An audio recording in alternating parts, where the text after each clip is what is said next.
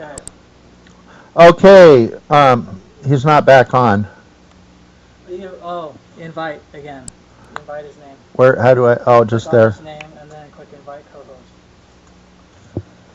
Tell him sorry. I had to, because I wanted to record from upstairs. So I Yeah. didn't have to do anything. Oh. And you can go ahead and adjust it. Well, we can just name it 1, 2, 3, and so on. Yeah. Okay. Sorry. I was No trying problem. to record the whole thing. Yeah, my technician here disconnected us. Okay, where we're yes. So basically, if you're saying that if we need a royal flush to exist at all, we would have to find ourselves That's correct. with that hand, Yes. or we wouldn't have existed. Okay, and it doesn't matter how unlikely it is because it would Right, be the and, only possibility for us. Well, I mean, we only have the one universe. We don't have any other ways to figure out what the odds are. So, when it comes down to determining how life got here, the odds are 1 for 1.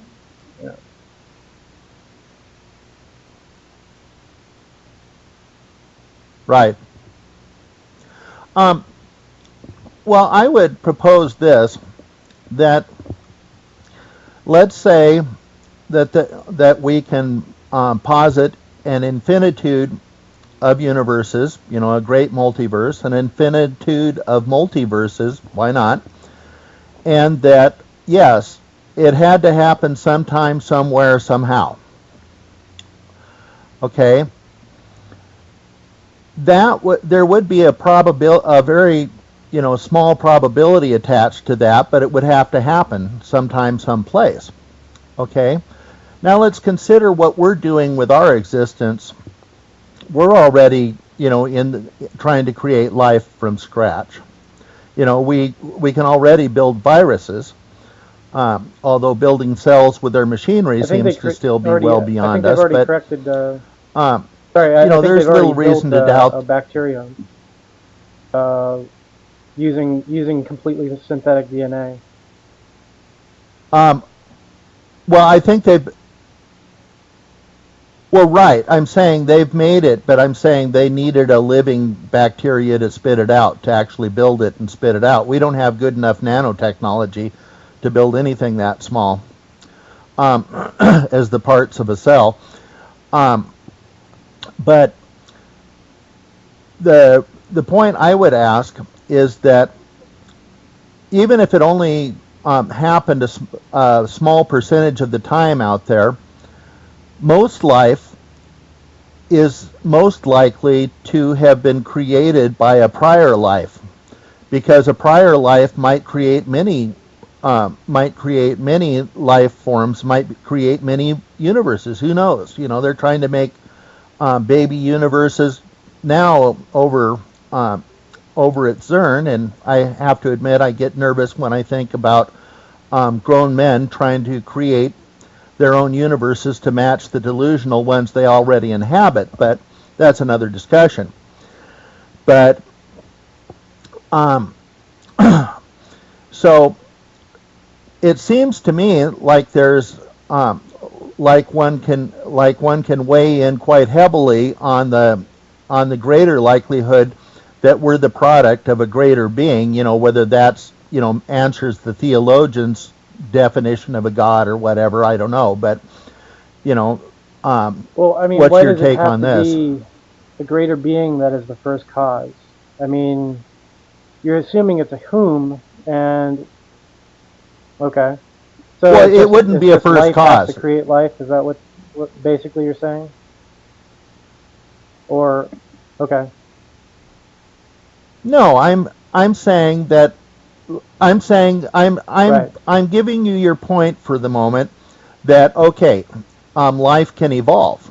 Then the next question becomes, did we evolve by chance, or are we part of the probably more common case where a life that evolved by chance started manufacturing life? And who knows, universes, worlds, what have you. And I grant you that wouldn't meet the average theologian's you know, definition of a God who always was an uncaused causer, an unmoved mover, but right. but I'm Well, just wondering what you thought about this whole approach. It seems that whenever people talk about evolution versus creationism, it all comes back to abiogenesis and the beginning, the first cell, that kind of thing. I've only taken a couple biology classes, and you know, phospholipids, they do, if they are created, if they are present, and there is water present, it will create a bubble like you would see in like a lava lamp or something like that.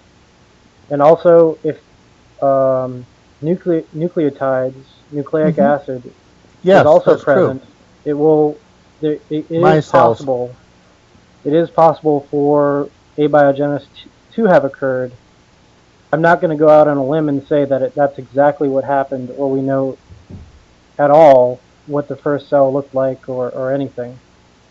So the answer is, I don't know what began life. I don't know how it started, and I do concede that a creator is possible in that case. It's simply something that we don't know yet.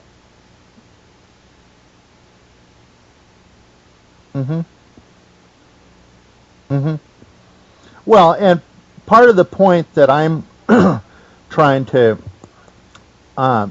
to establish first is that it's at least rational to consider that that in our case anyway, it's there's some likelihood that that things were planned. You know, even if life is unfolding and evolving, as you say, that it was set up to do that. For example, I'm trying to remember what animal they did this to, but basically they recently proved that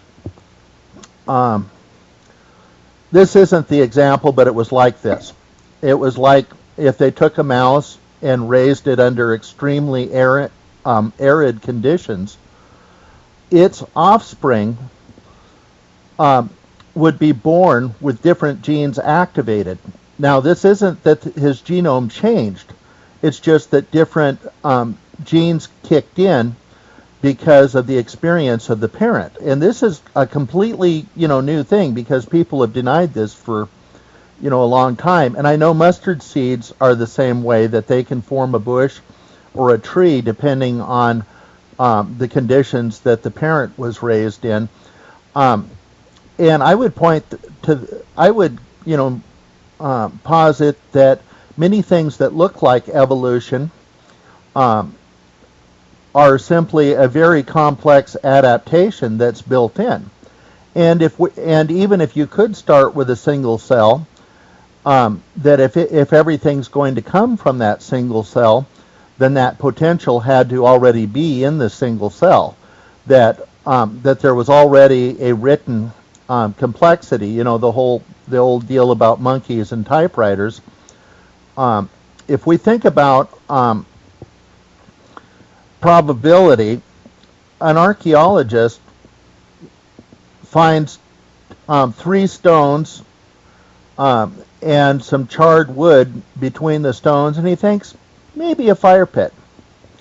He finds 4 or 5, and he's beginning to think, I really think this is a fire pit. But if there's 7 or 8 stones, he's quite content that that's a fire pit, and he can probably start digging and find other artifacts. And it goes back to monkeys and typewriters that yes, natural selection does favor better outcomes, but those better outcomes to change the genome had to happen by chance, without anything guiding them. And the question becomes, how likely is it that such a process can produce